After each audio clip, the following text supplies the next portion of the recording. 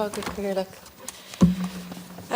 just want to thank Sinn Féin for bringing forward this motion. And first of all, I just want to touch on the budget, because every year on budget day we go through the same farce again and again, where the government announces a high-level figure for investment in disability service. This year they claimed it was 336 million, only for us to find out days later that this money is largely to pay for services already provided, and that the actual amount allocated to expanding our threadbare supports is far, far lower. In reality, only 42 million for the expansion of disability services is in this year's budget. So that's actually a 22 million euro decrease on last year's budget. I'd like to hear an explanation from government as to what the justification for dropping the amount of additional funding is. The Disability Capacity Review published in 2021 quantifies the current and future need for disability support services. One of the key issues highlighted was, and I quote, "significant levels of unmet need for disability services, and that changes in the size and age profile of the disability service population will add to unmet need over the coming decade.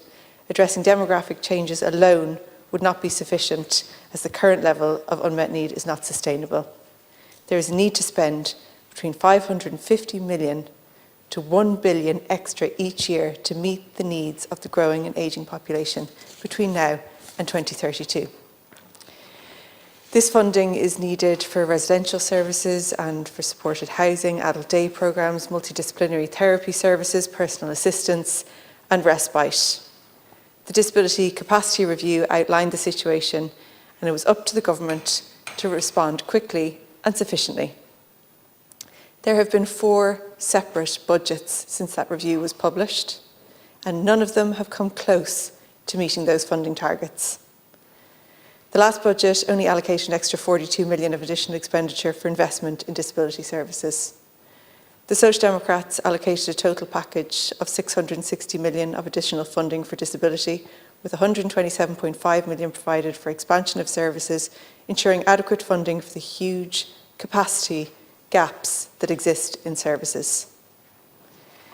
The Disability Capacity Review was a stark reminder of just how far behind the rest of society disabled people have fallen in terms of basic community and residential services. But instead of ramping up investment, as their own report recommends, this government decided to wind it down. The Taoiseach actually promised that this budget would make disabled people, quote, feel seen. Does he genuinely believe that slashing the funding allocation for additional services by that much makes people feel seen? All the while, nearly 13,500 children are waiting for initial appointments with Children's Disability Network teams, while disabled people in Ireland face the highest unemployment rates of disabled people in Europe, when poverty rates among disabled people are 3 times higher than the general population, when the ERSI is warning that this government's budget will actually push more disabled people and older people into poverty. Is that what prioritising disability looks like to this government? What exactly, I often wonder, is the point of a new Cabinet subcommittee if these are the kind of ideas that it produces? Political choices are being made at that subcommittee and at the Cabinet table. Political choices about what to spend money on and how much. Political choices that led to disability services becoming threadbare and dysfunctional at a time of record surpluses. It seems like the only thing that disabled people and their families are guaranteed from the state are waiting lists for an assessment of need, waiting lists for therapies, waiting lists for school places. Successive governments have repeatedly failed people with disabilities, and this government is no different. There was an opportunity in this budget to put your money where your mouth is when it comes to disability, to invest in the services and the supports which will lift people out of poverty, to tackle the structural issues which are at the root of social isolation and unemployment rates. But instead, we've seen another missed opportunity to make a real difference to people's lives. Failing to address the structural barriers which result in disabled people being unable to access services, unable to access employment, unable to access suitable accommodation and education, failing to address the cost of disability with a weekly cost of disability payment, which the Social Democrats have long advocated for, instead of providing a one-off payment of €400. Disability isn't a one-off. It's consistent. It's a day-to-day cost that adds up to between an average of 9,000 and 13,000 a year, that's not including inflation or the rising cost of living. And we know in some instances it's a lot more than that. If this budget truly attempted to tackle the rates of poverty and deprivation among disabled people, then it should have addressed the cost of disability with more than a one-off payment. The next government needs to create a pathway so that by a combination of disability allowance and cost of disability payments, people are brought above the poverty line and reach at least the minimum essential standards of living. I have to say that if Fine Gael, Fianna Fáil and the Green Party won't sufficiently fund disability services at a time of these record surpluses, I have no faith that they ever will. On to the optional protocol. So Ireland ratified the UN Convention on the Rights of People with Disabilities in 2018. We were the last country in the EU to do that. And 6 years on, we haven't ratified the optional protocol. The optional protocol, I think, is poorly named. Far from being an optional addition, it's a really crucial tool for the implementation of the UN CRPD. All states that signed the convention are obliged to take steps to ensure that disabled people can exercise their human rights.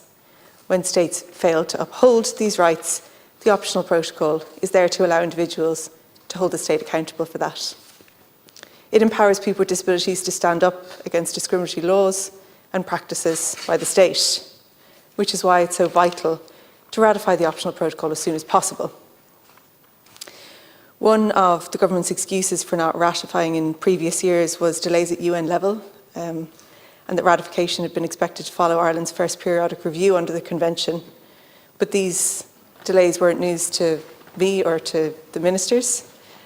The Disability Matters Committee received briefings from Oireachtas in June 2021 outlining the backlog in the UN and the need for the government to bring forward their plan for ratification.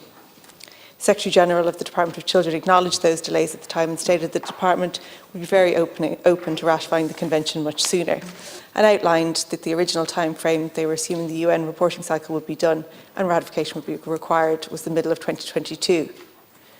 So how are we here now, in October 2024, still waiting for ratification? How is it that only in August 2023 did the ministers seek external legal advice as to what work needed to be done to come into compliance with the convention?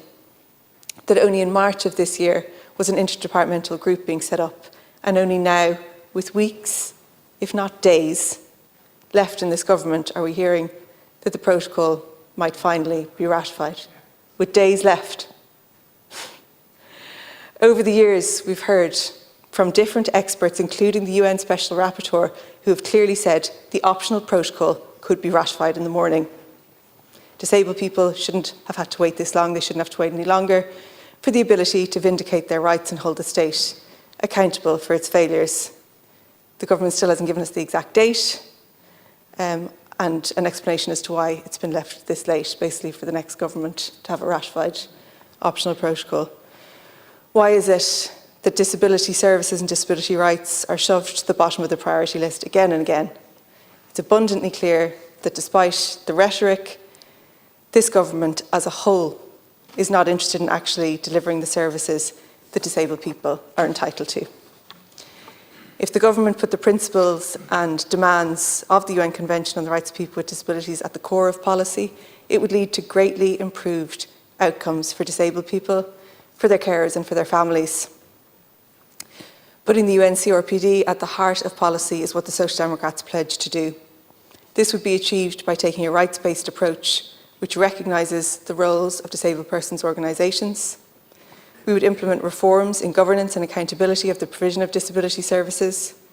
We would implement, enact and commence key legislation and strategies to promote and protect the rights, quality of life and the independence of disabled people. And we would invest in inclusion to put the disability sector on a sustainable financial footing.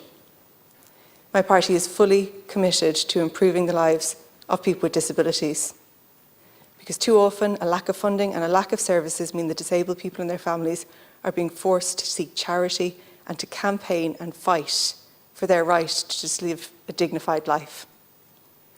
Disability services, or the inadequacy of them, is one of the issues which I'm contacted about practically daily from people across Cork South West and beyond. Sadly, we don't have a rights-based approach to disability. We have a budget-based model. Services, supports and opportunities are decided based on government budgets, not human rights. Thank you, Deputy.